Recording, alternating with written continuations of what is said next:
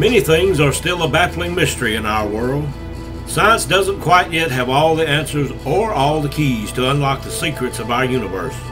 Every day somewhere someone sees something they can't explain. Something that we're told is not there, is not real, or simply doesn't exist. Too many reliable people tell of sightings and encounters with the unknown. The myths, legends, folklore, and old wives' tales are usually based in fact and in reality.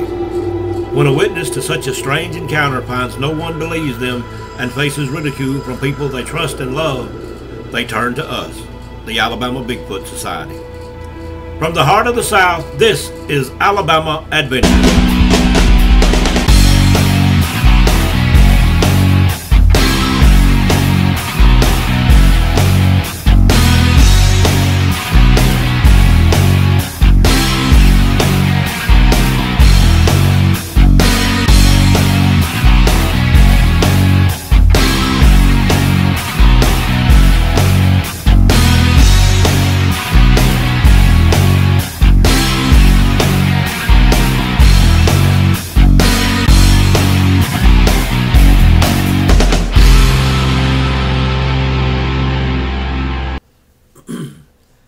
Hello, and glad you joined me for tonight's Alabama Adventure.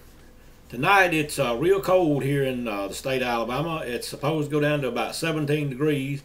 Last time I checked it was about 20. So since it's so cold, we're going to let Bigfoot rest. Maybe he's curled up in a cave or in an old barn somewhere and he's keeping warm. So we're going to let him rest tonight.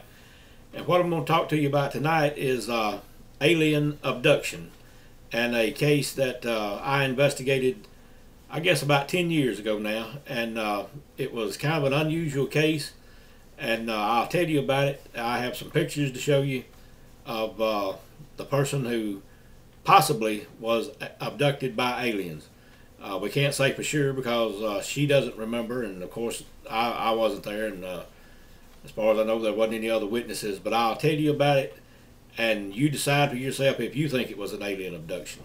Okay, I'm going to tell you to begin with what she told me. She was a lady that I had known for a pretty long time, and she didn't too much believe in a lot of paranormal stuff, but after what happened on this particular night, she began to be a believer. Following that I'm about to tell you is she called me one morning, told me what she thought had happened. She had some marks on her body, and she was very upset about it, and she was scared because she didn't know exactly what had happened to her, and there was some strange things had happened that night to her and some of her friends that she worked with at the time. So here's what she told me. She called me and told me that she thought she might have possibly been abducted the night before. She wasn't sure. She wanted me to look at some marks that she had found on her body the next morning after she got home. She had been out on the road that night with some friends. She lives in Dadeville, Alabama, and she had gone over to Alexander City to pick up a friend. And from Alexander City, they had traveled to Tallassee, and then from Tallassee, they had gone over to Wetumpka. It was 4 or 5 of her friends that she worked with. They had decided to go to the casino down there one night, and she went to pick them all up at their houses. They all worked in Tallassee at a plant down there. I guess I could tell you what type of plant. It was a plant that I didn't know that was in Tallassee until she told me sometime after I met her and talked to her for a while, and she told me where she worked. There is a helicopter plant in Tallassee that made all type helicopters, made helicopters for the military also, and that's where her and her friends worked. But they all, as I said, decided to go to Wetumpka one night down to the casino. Anyway, after she had picked up all her friends, kind of making a round that night, picking up everybody, they all went to the casino, and she said that they left around she said that she left around 6 o'clock that night on her trip first to Alexander City, and said in just a little while they had got to Wetumpka, and said it was well after midnight whenever they decided to leave. Some of them had lost, and some of them had won, and I'll have to tell you about this lady sometime. She is very lucky at the casino. She would be somebody you might want to go with and let her play your money for you. She has won several $1,000s just in a few hours down there. I've been up with her a few times, and she is extremely lucky down there. But anyway, this night, I don't know if you call it luck or if you call it misfortune as far as being possibly abducted by aliens, but that is what I believe happened to her that night. But anyway, she said it was well after midnight whenever they decided to leave. Said it was probably around 2 o'clock in the morning, and whenever they left, she said everything was fine. She or no one else didn't notice any marks on any part of her body or anything, and said she felt fine, and everybody was having a good time. They went from Wetumpka back to Tallassee to begin with to carry one of her friends home there, and said they only stayed there a few minutes. Said of course they all went in and talked for a few minutes, and but she had to get the rest of the people home. So from Tallassee, she drove back to Alex City, is what most people call it. It's actually called Alexander City, but people who live there and live around here call it Alex City. But anyway, she said it was probably 3 o'clock or after in the morning. By the time she got home, said it was probably a little later than that. But said as they left the casino, she noticed an unusual light in the sky, which they all took to be a star of some type, or some bright star that night. But she said she kind of got to noticing this star as she drove down the road. She said it got to where it didn't matter what road they went down or what direction they were traveling. This bright yellow star was pretty much over the highway in front of them, and said they even talked about it some coming on back. They even sort of made a joke or two about, well, that could possibly be a UFO or something like that. But anyway, she said there was some roads between, of course, Wetumpka and Tallassee, where there were a few houses, and as well as when she left Tallassee coming back to Alexander City, there were several places in there where there were very few houses along in there, and said this star just really shined bright. And as I said, they all commented on this thing, and they showed it to the people that were in the back seat, and everyone saw it that night, but they just thought it was a star. It's very possible that it was a UFO of some type, since it seemed to change directions and sort of go along in front of them as they went down the road. Anyway, she said after she got home, she went into the bathroom to get ready to go to bed, what little bit of sleep she was going to get that night. But said when she did, she was looking in the mirror doing something, and said she noticed she had a bruise or something, some kind of mark on her hand. And this will be picture one. I'll show you this. Is some type of a bruise or a burn or some type of mark she had on her hand right here. As well as picture two, you can see she turned her hand a little bit. These are photographs I made the next day after she called me that morning, and I met with her late that afternoon. She didn't go to work that day, I don't believe. I know she did go to the doctor that day with it. But I'll tell you what the doctor said in just a few minutes. But I want to show you these photos. Photo two is another angle of her left hand, and she didn't have anything on her right hand or right arm. She had these marks. And photo three here is a little bit better view of it, I hope. Okay, that was what she noticed on her hand while she was in the bathroom. Well, after she sees this, she decides something's happened, or where did she get this bruise or burn, or what's happened? So she got to looking, and she looked on her right leg, and photo four here is what she saw. Okay, photo five is another view of that same leg bruise or burn or mark, whatever you want to call it, as well as photo six, just different angles of the mark that was on her, and she had no idea how this got on there. It I scared her pretty bad, and she really didn't have any idea. She really didn't have any idea exactly what this was or how it had happened. She knew she hadn't hit her hand and her leg anywhere, or she would have felt it that night to leave a bruise or a mark this obvious. And she looked over the rest of her body as best she could, but these were the only marks that she said that she found that night. I asked her, when I talked to her, as you can tell, this was late in the afternoon. I met her in Dadeville at a parking lot because she didn't want to alarm the rest of her family as to what possibly could have happened. And so I met her at in a parking lot of a business there in Dadeville.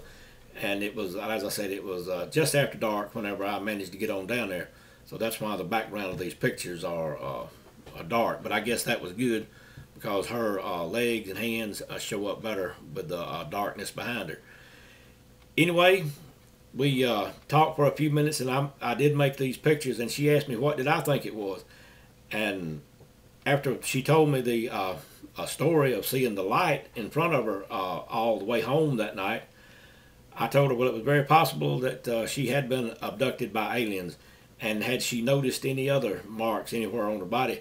And she said she had not. I asked her, had she seen any places that might have like a little drop of blood, maybe that had dried, like where a needle had possibly pierced her skin. And she said she really didn't think to look that way. Said she took a shower before she went to bed. So if there had been any other marks or any other blood, it would have probably washed off in the shower. Anyway, she told me that day, earlier that day, she had got up, and when she got up that morning, she was a little nauseated. She was a little sick at her stomach, but she kind of thought, well, maybe it was something that she ate at the casino or something like that. But she didn't seem to get any better over the day, so she called in to work, and she did not go to work that day. She called in sick. Later on that day, she still was nauseated, felt like she needed to throw up a lot, just real weak, and she decided to go to her regular doctor, her family physician that was there in Dadeville. And she went to the doctor. She didn't tell the doctor anything about seeing the light or possible UFO or what. She just said she woke up with these marks on her, and what did they think had happened, and she needed something for it. She was also told them how she felt and was sick at her stomach. But anyway, the doctor said that it looked like a burn, and it does look like a burn to some degree. To me, it was very red whenever I made these photographs that afternoon. But if you will notice in the photograph, I believe it's photograph 6, there on the side of her leg, just above her knee, if you will look at it, is that the palm of a alien's hand? And in the other photograph, like photograph 4 and photograph 5, is that 2 alien fingers? That's what it resembles to me, that maybe this alien had something on his hand, and when he touched her leg, which I was thinking maybe they extracted eggs or did something like that, or touched her for some reason, whatever the reason, since it is known that they do medical examinations whenever they abduct you and take you on board. It just pretty much looks like a handprint to me, and that's what I put in my report, that it was a possible alien handprint. But you look at it and you decide what you think it is. This, as I say, this happened somewhere between Wetumpka, Alabama, and Alexander City, Alabama. And now I'm going to show you the route that they took that night. Okay, now here is the route they took. This is Dadeville, and she said she left here around 6 o'clock that night, and she went to Alexander City. From Alexander City, they traveled south down to Tallassee, and then from Tallassee, it's just a quick little drive over to the casino in Wetumpka. So they made that trip beginning around 6 o'clock here in Dadeville. Then around 2 or so in the morning, they made the return trip from Wetumpka to Tallassee. back to Alexander City, and then she returned home to Dadeville. And it was all along this road from Tallassee pretty much to Alexander City is where she said no matter which way they went into a curve or a straightaway or whatever, that this light seemed to just pretty much be in front of the car. So as I said, you look at the photos that I made that afternoon, and you decide what you think it is. Me personally, I would say she was abducted by an alien and they did some type of experiment. Another reason I am saying that, or they did some type of experiment or examination or something. Another reason I say that is since that has happened, she has suffered numerous health problems which she never had in the past. She was always a very healthy, very active person, and she has suffered a lot of health problems since this particular night, and it very well could also be associated with being abducted. Anyway, that was tonight's Alabama adventure, alien abduction. And as you can see, I've got my flannel shirt on and my felt hat. As I said, it is cold tonight. It's going down to about 17. I checked, as I said, a few minutes ago, and it's pretty close to there now. And that's why I'm all bundled up tonight, is trying to keep warm. And I hope you enjoyed this Alabama adventure. Not getting close to Bigfoot, that's what I almost said, but we do have a lot of UFO sightings here in this part of Alabama, but all over Alabama as well. Especially, we have a lot up around Huntsville. Of course, that's where the Space and Rocket Center is up there. But would like to say hello to my granddaughter Madison, as I always do. If you like this video and you like what we do down here, I would appreciate you subscribing to the channel. It doesn't cost anything. All you have to do is click and you're subscribed. And with all that being said, we'll be looking for you next time on the next Alabama adventure.